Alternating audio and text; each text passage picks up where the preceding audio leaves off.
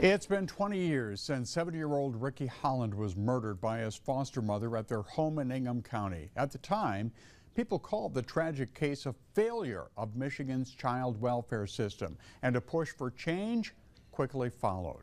Good evening. I'm David Andrews. And I'm Ann Emmerich. The state says major improvements to the system have been made since then, but in the third and final part of our series, Through the Cracks, News 10 investigative reporter Riley Connell tells us how some advocates say there's more work to be done to make sure no child meets the same end as Ricky.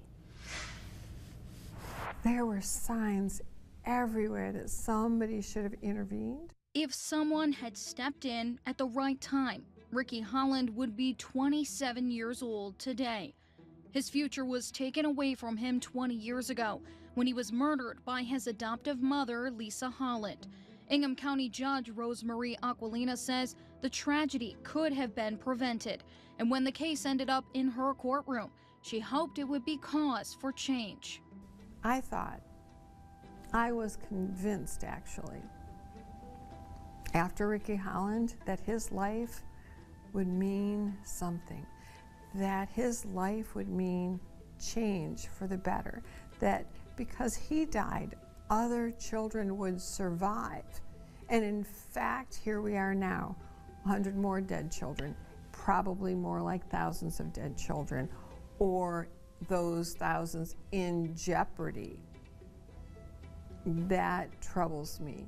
After Ricky's death, the state of Michigan released a report detailing the many ways the child welfare system failed. The report claimed the agency did not follow through on its rules and policies, and Ricky slipped through the cracks. Despite the massive media attention this case gained, Judge Aquilina says still till this day, there are many kids who get lost in the system. There are federally mandated timelines. When I was in practice, we strictly adhered to them, but I can see, since I've been a judge and have watched these cases, there are a lot of mistakes. It's the job of Michigan's Auditor General to investigate possible cases of fraud, abuse, and waste within state government. After reviewing a sample of child welfare cases, it found the state's Office of Family Advocate failed to look into 150 child deaths, an oversight the department insists did not put any kids in harm's way. I want it to be clear that this does not mean that any allegations of child abuse or neglect were not investigated by CPS. What did not happen was a historical review after the deaths to look at overall trends to make systemic process improvements on all of those cases. Those reviews are done to find out if the child welfare system could have handled the case more effectively. The explanation from officials left lawmakers like Republican Representative Luke Meerman with more questions than answers. To the public, it looks like there's 150 deaths investigated. And I realize it's not necessarily an investigation. It's looking at what the department maybe could have done differently. So that would be great to get that information about how the department made the decision. Decisions that Judge Aquilina believes are a result of burnout and lack of funding. If it's about money, again, over the safety and health and welfare of our children.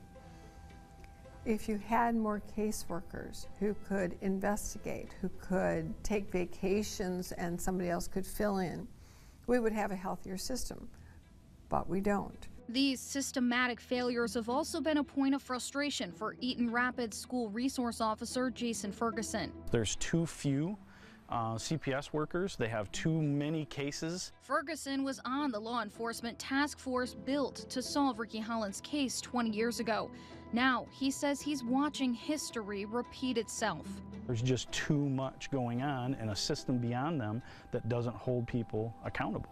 And so that just trickles down, and it's why we're where we were in 2005 with Ricky Holland, and I fear that we could be there again today with the system that we have. The state health department says there's been significant improvements made to Michigan's child welfare system over the years. A federal court recently decided Child Protective Services made enough improvements to end special oversight.